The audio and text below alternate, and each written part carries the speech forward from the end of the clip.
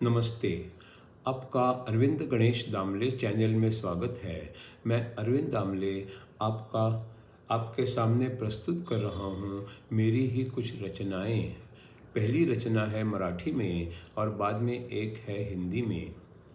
आपको ये रचनाएं पसंद आएँ तो मेरे अरविंद गणेश दामले चैनल को सब्सक्राइब कीजिए, लाइक कीजिए, शेयर कीजिए और बेल आइकॉन दबाना ना भूलिए। ये है इन रचनाओं की कड़ी की 850वीं कड़ी। मेरी पहली मराठी वाली रचना है। एक प्रेमिका प्रियकराला म्हणाली, माझं तुझ्यावर खूपच प्रेम आहे, पण मी आता गावी जाणार आहे, तिथेच लग्न होणार आहे माझं आणि मी कधीच या गावाला पुन्हा येणार नाही. प्रियकराच्या डोळ्यात अश्रू आले. तो गुपचूप परत जाऊ लागला. तिने त्याला लगेच परत बोलावले आणि म्हणाली, मी एका नाटकात काम करते आहे, या त्यातल्याच ओळी आहेत. मी फक्त बघत होते की माझा अभिनय परिणामकारक झाला है कि नहीं झाला है. दूसरी रचना है हिंदी में। निसर्गदत्त महाराज के उनके शिष्यों के साथ हुए संवाद में से ये है अगला 422वां भाग। प्रश्न क्रमांक 422 है, संतोष आखिर होता क्या है? इसका जवाब है अनुभव लेना और गलतियां करने पर उनसे सीखते जाना और वही गलतियां बार बार न करना, यही तो संतोष है। हर गैर ज़रूरतमंद चीज़ को फेंक देना ही संतोष है। खुशी और दुख, किसी भी बात की अपेक्षा ही ना करना, यही संतोष है। जीवन की हर बात आपके नियंत्रण में होना ही संतोष है। कोई इच्छा होना बुरा नहीं है, वो ज़िंदगी का एक हिस्सा ही है। ज्ञान और अनुभव में समृद्ध होने की इच्छा होना अच्छा ही है। खुद को पहचान लेने की इच्छा भी अच्छी ही है, पर ऐसी चीज़ों की इच्छा करना जो आपको थोड़ी देर के लिए ही खुश कर दे, ये गलत है। ऐसी बातों पर विश्वास करना भी गलत है। ये खुद को फंसाते रहने के जैसा है। जो कभी ख़त्म ना हो वही आपको हमेशा के लिए खुश कर सकता है। अगला सवाल है 423वां। अगर खुद पर प्रेम है और उसे व्यक्त करना है तो वो बुरा नहीं है, पर ऐसा कैसे हो? इसका जवाब है आपको अपना जीवन जीना है और बुद्धिमत्ता के साथ जीना है। आपकी नज़र खुद पर रहे और अपना जीवन जिए। आखिर आपको क्या करना चाहिए? हर तरह से पूरा होना, वो तो संभव ही नहीं है, पर आपको पूर्णत्व के साथ कम से कम जुड़ जाना संभव है।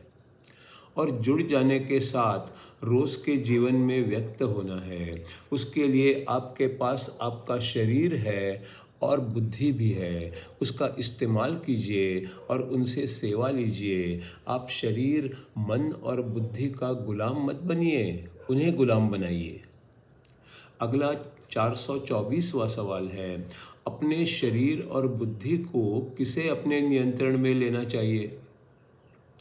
इसका जवाब है जिसकी बुद्धि बिल्कुल शुद्ध हो गई है, क्योंकि वो आपकी सेवा करती है। वो सिर्फ अंदर और बाहर क्या है इसकी चिंता करती है और आपको समर्पित होने में मदद करती है। आपको बस समर्पित ही तो होना है और शुद्ध बुद्धि ऐसा करने में मदद करती है। अगला सवाल है, और फिर हमारा काम क्या है? इसका जवाब है जो स्व होता है वो पूरे ब्रह्मांड में होता है और उसके विचार और ध्येय भी पूरे ब्रह्मांड के होते हैं। किसी एक व्यक्ति के लिए उसमें कुछ नहीं होता। आप अपना जीवन तरतीब से जिए और कोई भी ध्येय सामने मत रखिए। ऐसा करने से ही आप किसी साहसी कदम को उठा सकेंगे। इसका अगला सवाल है, क्या आपको लगता है कि मुझे बार बार भारत आना चाहिए? इसका जवाब है जो आपको करना है उसके बारे में अगर आप गंभीर हैं तो फिर आपको बार बार यहाँ आने की ज़रूरत ही नहीं है। जहाँ आप थे वहीं पर हैं और वहीं पर रहोगे। बस आपको सही वातावरण आपके खुद के लिए बनाना होगा। जगह बदलने से कुछ नहीं बदलेगा। आप शरीर तो हैं ही नहीं। शरीर की जगह बदलने से क्या होगा? आपकी बुद्धि सारे विश्व में संचार करने की क्षमता रखती है, उसका आपको उपयोग करना है। इसका अगला 427वां सवाल है, अगर मैं शरीर हूँ ही नहीं और स्वतंत्र हूँ, तो फिर मुझे शरीर की आवश्यकता ही क्या है? इसका जवाब है, आप शरीर में नहीं हैं, पर शरीर तो आप में है। बुद्धि भी आप में है। जब आप शरीर और बुद्धि के लिए प्राप्य हैं, तो फिर वे आप में प्रवेश कर जाती हैं। अगर बुद्धि आप में कुछ आकर्षक और अपनापन महसूस करती है, तो वो आप में आ जाती है। आपके सच्चे मैं में बहुत क्षमता है और अपार आनंद को महसूस करने की भी क्षमता है। जब आप सच्चे आप को महसूस करते हैं, तो आप में अपनी ममता, अपनापन और प्रेम होता है। फिर आप सब लोगों से अलग होती हैं, ये भी प्रकाशित होता है। आपकी नज़र भी विशाल हो जाती है और आप औरों से बहुत कुछ अधिक देख सकते हैं और आपकी नज़रों से कुछ छूट ही नहीं सकता। आपको कुछ भी बुरा, भद्दा या खराब नज़र ही नहीं आता। आपका विश्वास पक्का होता है। आप हमेशा आशावादी होते हो और आप सब पर प्रेम करते हो। सब लोगों को इसका पता भी नहीं होता कि आप किन चीज़ों को नज़रअंदाज कर रहे हो, और वो सच तो आपका सही रूप होता है।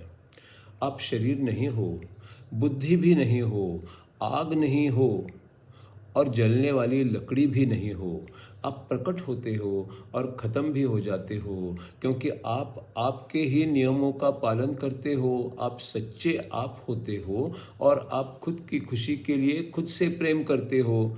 खुद को जानो, खुद पर प्रेम करो, पर वो भी विवेक से करो। वैसे तो आप खुद पर शुरू से ही प्रेम करते ही आ रहे हो। आपको आपके शरीर का, बुद्धि का और मन का उपयोग करना है खुद के लिए।